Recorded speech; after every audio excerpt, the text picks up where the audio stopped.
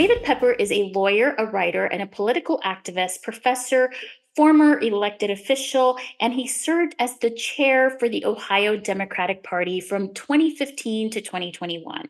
He is also the author of Laboratories of Autocracy and Saving Democracy, as well as four other novels, and I have them right here, and they are wonderful. He was born and raised in Cincinnati and has a great Substack column. And I started reading David's books this past spring after a friend recommended that it was going to be right up my alley, and she was not wrong. What blew my mind was this chart. This chart blew my mind because what happened in this chart was it was a soccer field. It was a drawing of a soccer field. You were having a conversation and it's some insight from your son Jack, and it says on here, Jack's rule, the team always on offense is winning. And it just, what blew my mind about it is that it kind of all made sense because in Texas, anytime like Mothers Against Greg Abbott does really great messaging, but anytime we do messaging in Texas, it always seems like the Democrats are always on defense. Like we're never on the other side. And we need to start playing offense and start fighting back. And so when I read this chapter, it just blew my mind. So my question to you was, or it is really about this chapter. So how can we turn this around here in Texas to, fight back and put the Republican Party on defense? Great question, and thank you. You had some great guests who were also talking about this way. Know that the reason they gerrymander so intensely is because they know that almost everything they're doing is actually unpopular. They know they would lose if they were in a fair district because what they're pushing is deeply toxic. So what does that tell us to do? Run everywhere. Don't let extremists like your Texas state senators and state house members ever run without an opponent. You may not win, but when you go to district after district and you're running and you bring up what they're doing to public education, you're on the winning side of the issue. I don't care where you are. People don't want to see their public schools destroyed. That's why Republicans, even in your state, vote against their crazy voucher ideas. The only reason they are able to do that is because of gerrymandering, which protects them the fact that ideas like that are so damn unpopular. So our mindset to run everywhere, see that almost everything they do, from abortion bans without exceptions. By the way, we're both living in this hell. So what you're seeing is what we're seeing and vice versa. We're both living Project 2025. And just like Donald Trump is running away from the written plan, they all know the smart ones it's unpopular. But we only take advantage of that if we run where they're doing it, which means, and you're running more this time than last time, other states are too, never again can we accept leaving 20 or 30% of their seats uncontested ever. That is a gift we have to stop giving. And when you run everywhere, then you start to be able to point out the reason our schools are underfunded isn't because of CRT at some law school 1,000 miles away. It's because the damn state house defunded them and gave the money to private schools. The reason small towns are dying in many places is their infrastructure spending. It's not because of all the blaming of immigrants on half this stuff. When we're not running everywhere, we're not saying that to anybody. And the culpability of most of this stuff is at the state house level. But when we're not running there, no one knows it. So run everywhere. And then I guarantee you, whether it's people freezing to death in Texas because they privatize the energy grid, or they're destroying public schools in Ohio, or a rail runs off the tracks in East Palestine because for 30 years no one would do anything to make the rail safer. When you run everywhere, you're going to see there are many, many, many issues that you can run on, not just in blue counties, but in red counties. There's a lot more to it, but the heart is run everywhere and know that they are on shaky ground on most of the core issues they advocate and are paid for by donors to advocate for every single day.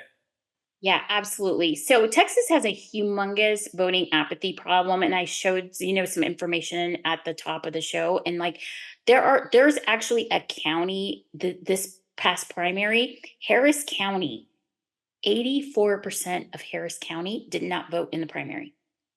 That is crazy to me. The voting apathy is so high. So, and Texas is, they always say, oh, it's a non-voting state. I mean, I'm kind of tired of hearing that because I just think that's a really lame excuse. And I think what we should do is give people reasons to vote and get the vote out and give people reasons to vote and actually start doing, you know, impactful work. So that has always been my goal of Mothers Against Greg Abbott from the very beginning. So what advice would you give us on different things that maybe we can try to address the voting apathy problem here in Texas? Okay, there are two things. One, we have to message in a way that motivates our base and not take them for granted. And in the final weeks of door knocking, if you've never talked to folks before, if they've already decided that politicians aren't about them but for themselves, and the party's not really for them, a knock on a door with a week to go saying, my God, don't forget to vote, is only confirming their view that this isn't about them. So whether it's precinct organizing or different types of organizing, we have to get to people and have, especially the ones who've opted out because they don't think it matters to them. They haven't seen the results of their votes. They never have. They don't think it matters. And too often, the way we campaign, we only go to the most regular voters. We desperately knock on the door at the end, but it's the first time they've heard from us. All of that keeps people who don't think it's really about them, they keep thinking it. But number two, and I haven't studied the laws of Texas, but when you tell me it's a Democratic area, a city or a county with that low turnout, the thing I would ask very quickly is, what is the city or county government doing to encourage the citizens of that city or county to register?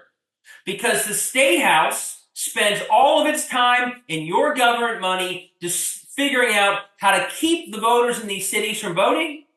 Well, a mayor, and this is part of the footprint analysis I put in my book, the mayor of a city, the hospitals of a city, the public housing of a city, the county job and family services, all of them, anytime someone walks into those offices, that city government has every right to say, are you registered to vote?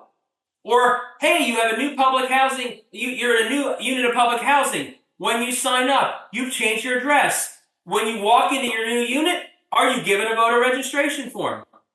So, oftentimes, more than the party, these nonprofits who are interacting and providing a food bank, a homeless shelter, you name it, they are a medical clinic. They are interacting with people in a way that helps them, in a way that serves them, the rec center. There's no reason in the world why all those institutions in a Democratic area shouldn't be always saying they've been purging our voters. Well, we're going to, not our voters as in Democrats, our citizens. The citizens of our city are being attacked by our State House, and we're going to use our resources to get them back into the democracy that they've been removed from. In towns and counties that are Democratic leaning, your question should be, in a nice, polite way, maybe more polite than I'm saying right now, to every Democratic official, are you doing this? And if the answer is no, the question is, why not? Your homeless shelter, every public housing unit, every public-facing part of a county or a city. And by the way, I was a city council member and a county commissioner. I didn't think to do this. This was 15 years ago. So I'm not pointing fingers. That it's not the first thing you think you are doing. But again, I see the comment, these are red. In red areas, it's going to be harder. But if you tell me the problem is in Democratic areas, where I promise you it's mainly Democratic officials, you as a group this big and this respected, you should have a conversation with every single Democratic elected official, local county in the state of Texas, and you should say, in the next year, we want all of you to use the footprint of your city hall and your county courthouse or whatever to engage the voters that you disproportionately serve that have been removed from democracy by the other side, and you have every right and you have an obligation for your citizens to lift them back in. So I've written a lot about that. I wish more did it. Kamala Harris has actually been doing this through things like the Department of Education and the Veterans Affairs Department. So they're doing it federally. At the state level, we know the opposite is happening, but wherever we have control, we should be doing the same thing. They may try and make these things illegal, but by the way, one other little saying in my book is, when they try and make something we're doing illegal, it's because they know it's something that's effective. So that may happen, but do it. Because if they're fighting back at it, just like they gerrymander, it's because they know it's actually something that actually really lifts our voters and scares the heck out of them. Amen. I'm going to show everybody like what the footprint looks like. So one of the best things about David's book is that he creates these footprints for so many things, like your, who your family is, where your neighborhood is. There's a footprint for the people around you. There's a footprint for messaging. Here's the footprint for the state house, which I probably need to bring over here. So here's the footprint for the state house and what that looks like. So please, this is in Saving Democracy. Pick up this book, like do a printout of what the footprint is, and let's figure out how we can change things. One of the things that I heard David say, I think it was on a podcast, because I listen to podcasts every night before I go to bed. There was a podcast, David, that you said in there, like during COVID, when people were in food lines during COVID, we should have been registering voters. I mean, there's so many, like, let's look at our neighborhoods and figure out where are they not registering voters that people go to every day, where Democrats actually show up, and let's start registering voters. Because I guarantee you, where there is good happening in your community, it's a Democrat. Because Democrats show up and they volunteer to do good in their community because they make huge impacts in our communities. So, By the way, the people doing that good are the best messengers to register. If it's someone who just served you in that health clinic, when they say, oh, by the way, you registered, you're going to listen more to them. If it's the mayor that's respected, I love volunteers too, and everyone should be doing this. But the best messenger is the person who's serving them in other ways because they're the volunteer at the homeless shelter or something. I just put a link up, by the way. If you want to buy my books, awesome, but you don't have to get a footprint. I put a link up here where if you link to what I put up here, it lets you download a footprint. Now, I know you got a busy schedule, Nancy, but I want to give one good assignment. Go ahead. Here's my dream of someone who's highlighted my book enough to already make one dream come true.